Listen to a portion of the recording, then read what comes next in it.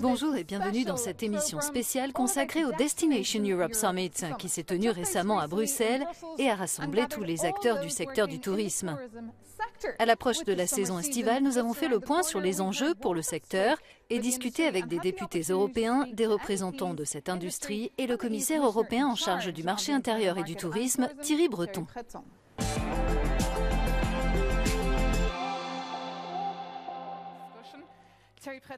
L'un des thèmes abordés lors de la première édition de cet événement était la manière de faciliter l'accès à l'Europe.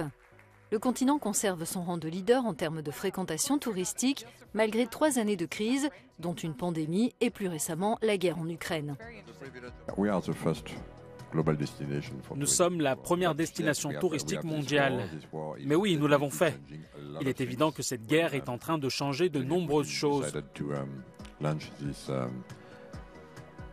Quand Vladimir Poutine a décidé de lancer cette terrible agression contre l'Ukraine, nous devions réagir et nous l'avons fait.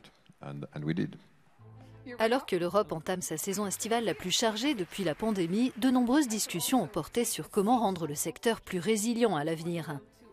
Parmi les attentes des professionnels, améliorer les connexions, remédier aux pénuries de main-d'œuvre et accélérer la mise en œuvre des nouveaux systèmes numériques de visa de l'Union européenne pour simplifier les voyages. Nous devons être conscients que les pays du monde entier investissent beaucoup d'argent dans les infrastructures et simplifient les procédures d'obtention de visa. Il est évident que plus les procédures sont faciles et fluides, mieux c'est. Mais pour que le secteur du tourisme se rétablisse pleinement, ces mesures doivent être mises en place le plus vite possible.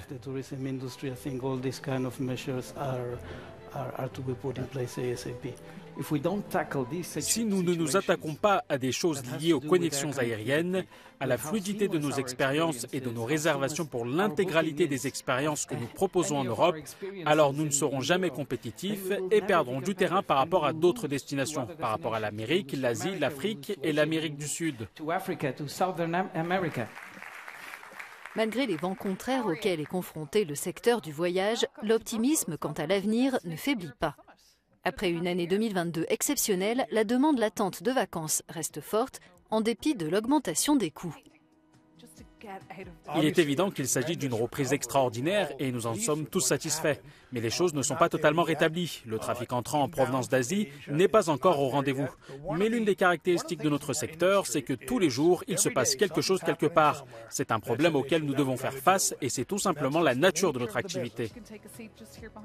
Outre la reprise après la pandémie, un autre thème clé a été évoqué, comment relancer le secteur en intégrant le développement durable, ce à quoi les consommateurs semblent de plus en plus sensibles.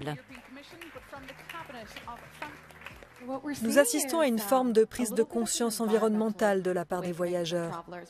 À l'échelle mondiale, ce que nous avons constaté au cours des 12 derniers mois par rapport aux 12 mois précédents, c'est que les recherches sur le web concernant les voyages durables ont augmenté de 36% d'une année sur l'autre.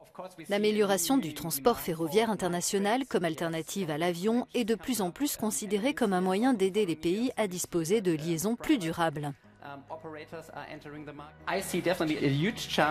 Je pense qu'il y a une opportunité énorme pour les trains de nuit en Europe, en particulier s'agissant des trajets de 800 à 1500 km, ce qui nous donnera accès à une nouvelle manière de voyager à travers le continent.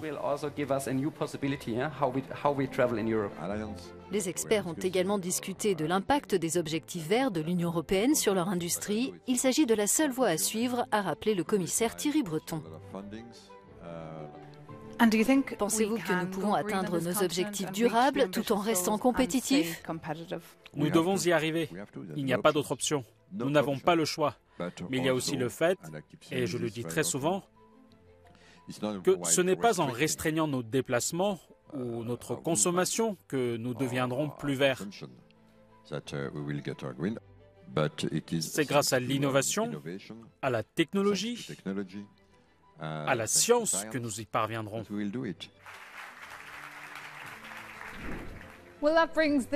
C'est la fin de cette émission spéciale consacrée au Destination Europe Summit qui a eu lieu récemment à Bruxelles. Nous avons découvert toutes les questions auxquelles le secteur est confronté. Si vous partez en vacances cet été, j'espère que vous en profiterez et que leur prix ne sera pas excessif. À bientôt sur Euronews et euronews.com.